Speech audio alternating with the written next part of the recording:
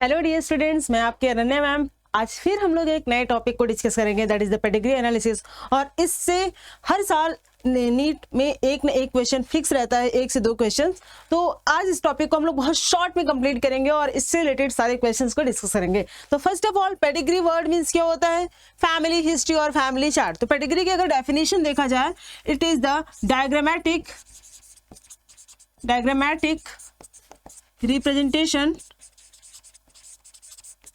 representation of a family history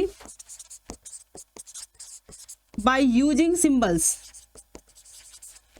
अगर मैं इसको शॉर्ट्स में आपको बताऊं तो ये क्या है कि सिंबल्स के द्वारा किसी की भी फैमिली की पूरी हिस्ट्री को रिप्रेजेंट करना। यानी कि कैसे रिप्रेजेंट करना, कौन सा जीन ट्रांसफर हो रहा है और कौन से डिजीज वाले जीन ट्रांसफर हो रहे हैं, कौन से बिना डिजीज वाले जीन ट्रांसफर, पूरी जेनेटिक इंफॉर्मेशन फादर की, ग्रैंडफादर की, उनके फादर की, इस चीज को एनालिसिस करना is called as the pedigree analysis. So pedigree analysis में अगर हम बात करें तो कितने टाइप्स के डिसऑर्डर है, कितने टाइप्स के जीन ट्रांसफर हो सकते हैं। पहला ऑटोसोमल, दूसरा autosomal recessive, autosomal dominant, autosomal recessive, sex link dominant and sex link recessive.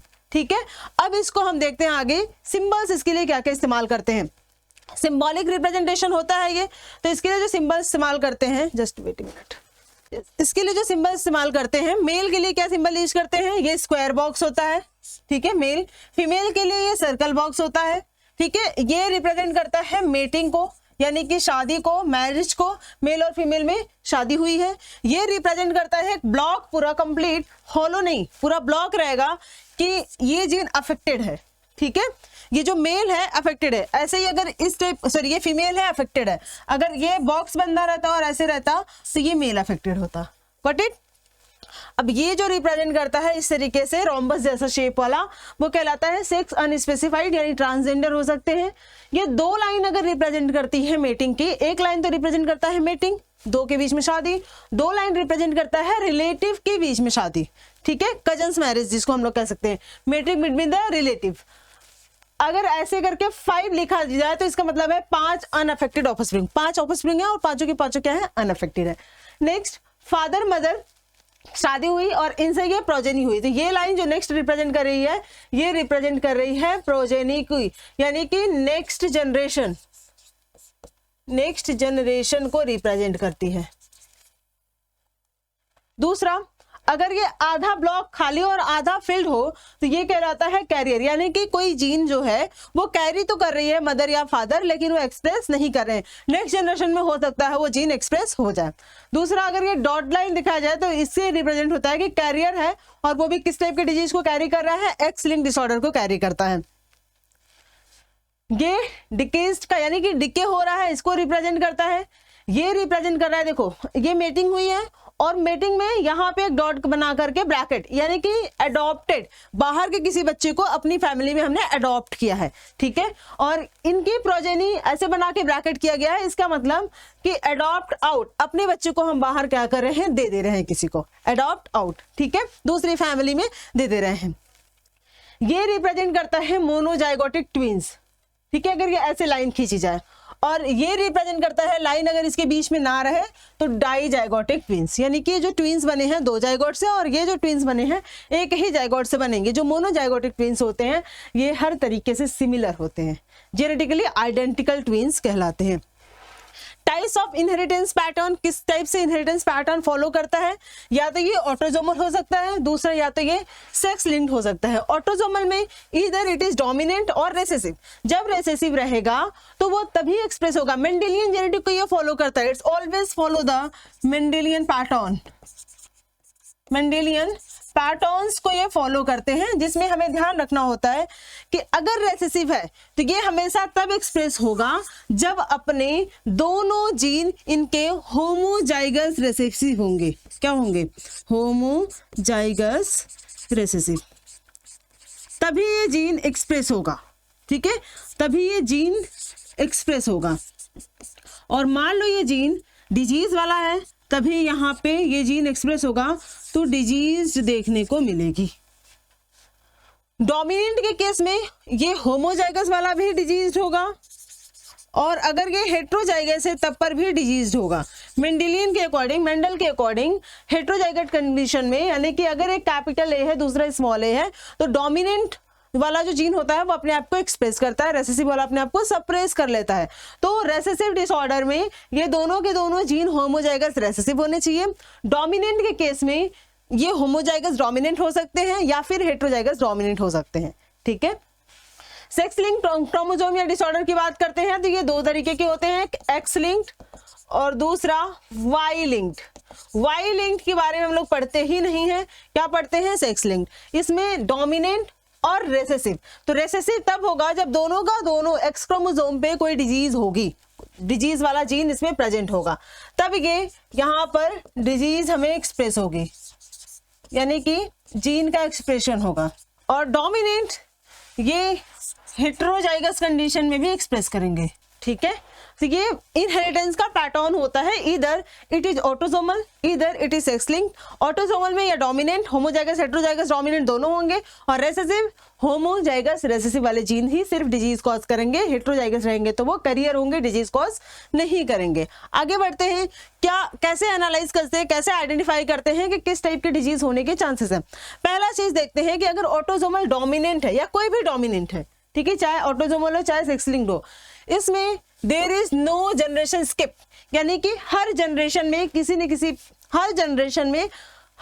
किसी को डिजीज होगी ही होगी, जनरेशन स्किप देखने को नहीं मिलेगा। अगर मदर अफेक्टेड है तो बच्चा भी अफेक्टेड होगा ही होगा, ये 100% श्योर है। There is no generation skip, हर जनरेशन में डिजीज देखने को मिलेगी। और क्या देखने को मिलते हैं, children of affected parents might be unaffected. इसका मतलब होता है अगर ये अफेक्टेड पेरेंट्स हैं, मान लो इनका जीन जो है वो हेट्रोजाइगस है, capital A small A affected, capital A small A affected, ये भी मान लो अफेक्टेड है। ठीक है, तो ये केस देखने को मिलेगा। इसकी क्या क्या मेंडेलियन ऑर्डर बनेंगे, एक बनेगा कैपिटल ए, दूसरा बनेगा कैपिटल ए स्मॉल ए, तीसरा बनेगा स्मॉल ए कैपिटल ए, चौथा बनेगा स्मॉल ए। अब इस केस में अगर हम ऑब्जर्व करें तो ये तीनों के तीनों में एक जीन जो है वो डोमिनेंट है, ये है और ये है। ठीक है, तो ये डिजीज होंगे।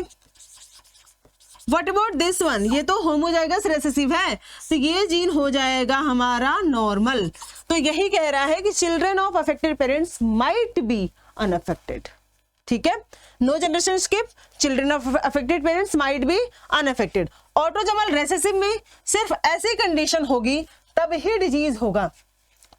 Children of unaffected parents may be affected. और दूसरी चीज क्या देखने को मिलते हैं, देयर इज जनरेशन गैप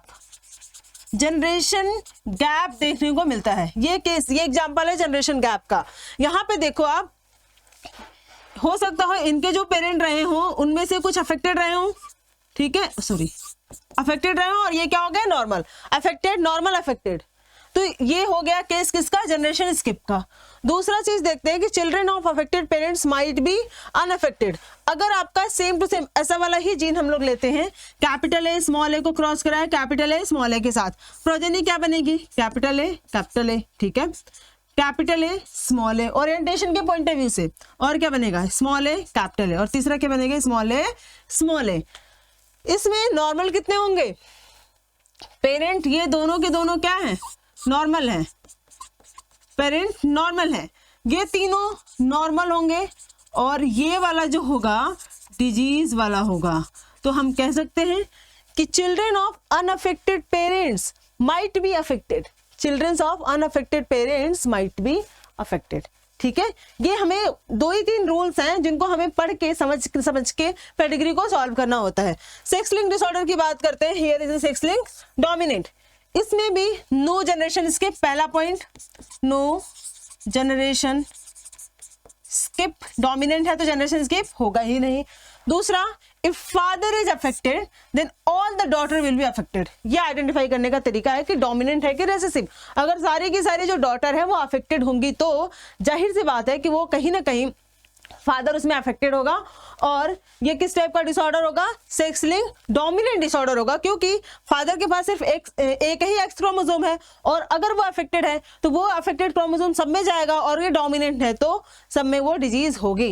यानी कि फादर ऑफ अफेक्टेड, ये वाला फादर इज अफेक्टेड है ना, ये अफेक्टेड है, तो अब इसकी जितनी भी लड़कियां होंगी, जितनी भी डॉटर्स होंगी, सब अफेक्टेड होंगी। ये देखो डोमिनेंट है, अफेक्टेड, ये भी अफेक्टेड, ये मेल चाइल्ड होगा, इसका सन होगा, और ये क्या होगा, नॉर्मल होगा। ठीक है, तो disease never be pass from father to son. दूसरा रूल, पहला रूल अगर फादर अफेक्टेड है सारी की सारी डॉटर अफेक्टेड होंगी। दूसरा रूल, अगर फादर अफेक्टेड है तो सन नॉर्मल होगा। सन क्या होगा, नॉर्मल होगा, एक्स लिंक डोमिनेंट में। अब देखते हैं हम लोग एक्स लिंक रेसेसिव में क्या देखते हैं, males are more affected than the females. ठीक है, और यहां पे हमें देखने को मिलता है क्रिस क्रॉस इनहेरिटेंस पैटर्न को देखने को मिलता है। ठीक है, फीमेल अगर कैरियर है तो इसका जो ग्रैंड सन नॉर्मल, इससे अफेक्टेड फादर से सन क्या होगा, नॉर्मल होगा, लेकिन इसका ग्रैंड सन माइट भी अफेक्टेड रहा होगा। तो ये एक्स लिंक्ड रेसेसिव डिसऑर्डर में, जिसमें कि दोनों ही एक्स क्रोमोसोम पे अगर डिजीज होगी तब ये, मतलब जीन होगा डिजीज वाला, तभी ये डिजीज कहलाएगा, नहीं तो नहीं कहलाएगा। यानी कि फादर अगर अफेक्टेड है, मदर क्या है आपकी, नॉर्मल है, तो ये किस टाइप में जाएगा, डोमिनेंट में।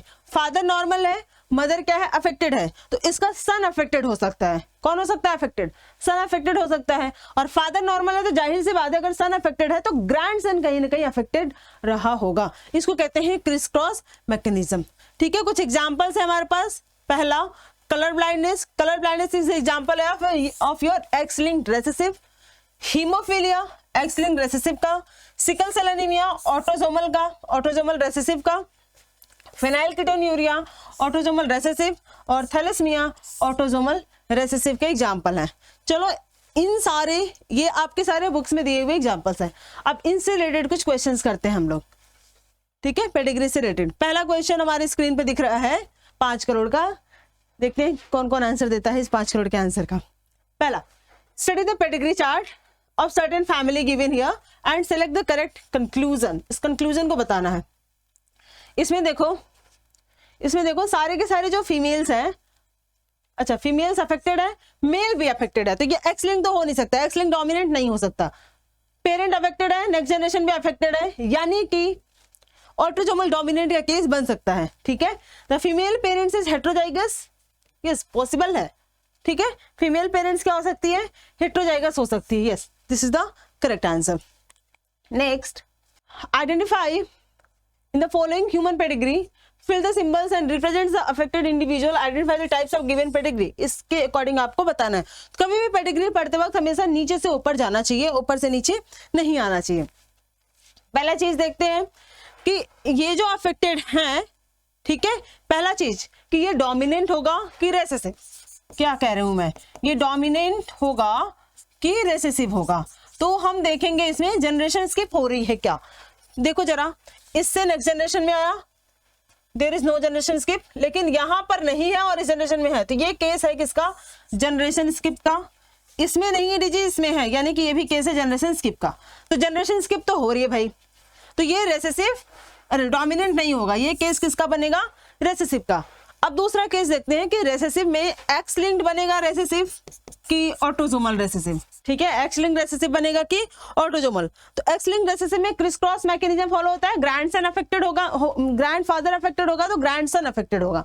ठीक है, फीमेल अफेक्टेड होगी तो बच्चे में जीन जा सकता है, फीमेल से मदर से सन में जाएगा, डॉटर में नहीं जाएगा। तो क्या यहाँ डॉटर अफेक्टेड है, यस अफेक्टेड है। तो ये केस अभी के लिए हम लोग हटा के रखते हैं। तो हमारे पास जरा देखते हैं क्या हो सकता है, मेल अफेक्टेड, मेल अफेक्टेड। मान लो ये जीन जो है ये नॉर्मल है, डोमिनेंट का नहीं, रेसेसिव का केस है। तो मान लो हमारे पास ये जीन जो है कैपिटल है स्मॉल है, कैपिटल है स्मॉल है, तो ये स्मॉल है स्मॉल है स्मॉल है स्मॉल है होगा, ये कैपिटल है स्मॉल है होगा। ठीक है, तो ये रेसेसिव वाला केस हमें देखने को मिल रहा है। एक्स लिंक रेसेसिव नहीं देखने को मिल रहा है, क्योंकि इसमें जो फीमेल है वो क्या है आपकी कैरियर, फीमेल अफेक्टेड होनी चाहिए, एक्स लिंक में फीमेल क्या होनी चाहिए, अफेक्टेड होनी चाहिए, और सन क्या होना चाहिए, कैरियर होना चाहिए। तो फीमेल यहाँ पर अफेक्टेड नहीं है, इसलिए एक्स लिंक रेसेसिव का केस नहीं बनेगा। डोमिनेंट का तो पहले ही नहीं बना है, तो एक्स लिंक रेसेसिव को हटा देंगे, बचा क्या, ऑटोजोमल रेसेसिव। ठीक है, ऑटोजोमल रेसेसिव का केस है ये। नेक्स्ट देखते हैं, select the incorrect match regarding the symbol. Symbol से एक दो और क्वेश्चन पूछे गए हैं, तो सिंबल से बहुत सिंपल सी चीजें होती हैं, आपको पता होना चाहिए। अनस्पेसिफाइड सही बात है, अफेक्टेड इंडिविजुअल, कॉन्सिग्यूनियस मेटिंग नहीं, ये तो भाई नॉर्मल मेटिंग है। ये कॉन्सिग्यूनियस मेटिंग का मतलब होता है कि मेल और फीमेल जो होंगे आपस में मेट करेंगे, और ये कैसे होने चाहिए, फैमिली के होने चाहिए, कजन मैरिज जिसको कहते हैं। तो इनकरेक्ट में यही वाला सिंबल है। विच of the following symbols represents mating with the relatives in human. Relatives में कौन सी मेटिंग बता रही है, ये वाली बता रही है। ठीक, आगे बढ़ते हैं। What is the example of sex link disorder. Sex link disorder का क्या एग्जांपल है, फेनाइलकीटोन्यूरिया नहीं, सिकल सेल एनीमिया नहीं, haemophilia is the correct example of sex link disorder. मैं पीछे वाली स्लाइड्स में आपको दिखाती हूँ, ये देखो, फेनाइलकीटोन्यूरिया था, ऑटोजोमल रेसेसिव डिसऑर्डर है, सिकल सेल ऑटोजोमल है, थैलेसीमिया ऑटोजोमल है, बच्चा क्या, हीमोफीलिया सेक्स लिंक रेसेसिव है। तो एक्स लिंक डिसऑर्डर या सेक्स लिंक डिसऑर्डर कौन सा हो जाएगा, हीमोफीलिया। ये बाकी के बाकी सब क्या है, autosomal autosomal autosomal. What it, next बढ़ते हैं। Which of the following most appropriately describe haemophilia. Haemophilia X link recessive disorder है, chromosomal disorder, dominant gene disorder, recessive gene disorder, X link recessive gene disorder है। ठीक है, recessive gene disorder कह देते हैं तो कोई भी जीन आ जाता है, इसमें ऑटोजोमल भी आ जाते हैं और एक्स लिंक भी आ जाते हैं, लेकिन और इसे स्पेसिफाइड कर दिया है कि एक्स लिंक, तो हम लोग एक्स लिंक पे जाएंगे। सेलेक्ट द करेक्ट मैच, इसमें से कौन सा करेक्ट मैच है, haemophilia is x linked recessive disorder, तो ये वाला मैच इनकरेक्ट हो गया। दूसरा मैच देखते हैं, फेनाइलकीटोन्यूरिया ऑटोजोमल डोमिनेंट नहीं, ऑटोजोमल डोमिनेंट क्या, ऑटोजोमल रेसेसिव है। फेनाइलकीटोन्यूरिया इधर देखेंगे ऑटोजोमल रेसेसिव है, ठीक है, फेनाइलकीटोन्यूरिया इज ऑटोजोमल डोमिनेंट नहीं, क्या है, रेसेसिव है। तो ये वाला, अरे सॉरी, इनकरेक्ट मैच पूछा है ना, ये भी नहीं, ये भी इनकरेक्ट हो जाएगा option. Sickle cell anaemia autosomal recessive traits, chromosome number 11, thalassaemia x linked, thalassaemia जो है वो ऑटोजोमल है, तो ये भी आंसर इनकरेक्ट हो जाएगा। Option number D, C is the correct one, D incorrect है, सी क्या है आपका करेक्ट वन है। Sickle cell anaemia is the autosomal recessive trait, chromosome number 11, chromosome number 11 आपके एनसीईआरटी में लाइन दी हुई है सीधे सीधे ये। Which of the following occurs due to presence of autosomal linked dominant trait? Autosomal linked dominant trait, dominant traits का example है myotonic dystrophy, बाकी haemophilia recessive x linked, thalassaemia autosomal recessive, sickle cell anaemia autosomal recessive, autosomal recessive, autosomal recessive और x link recessive का example है। इसको मैं पूरा पढ़ देती हूँ। It is x linked recessive, this one autosomal recessive, autosomal recessive, myotonic dystrophy is your, ये तुम्हारा क्या हो जाएगा, डोमिनेंट ट्रेट्स का एग्जांपल है, autosome dominant traits. Okay, that's all for the day, thank you, have a great day. ऐसे ही रोज रोज हम लोग मिलते रहेंगे इंपॉर्टेंट टॉपिक्स के PYQs के साथ। Bye bye, have a great day.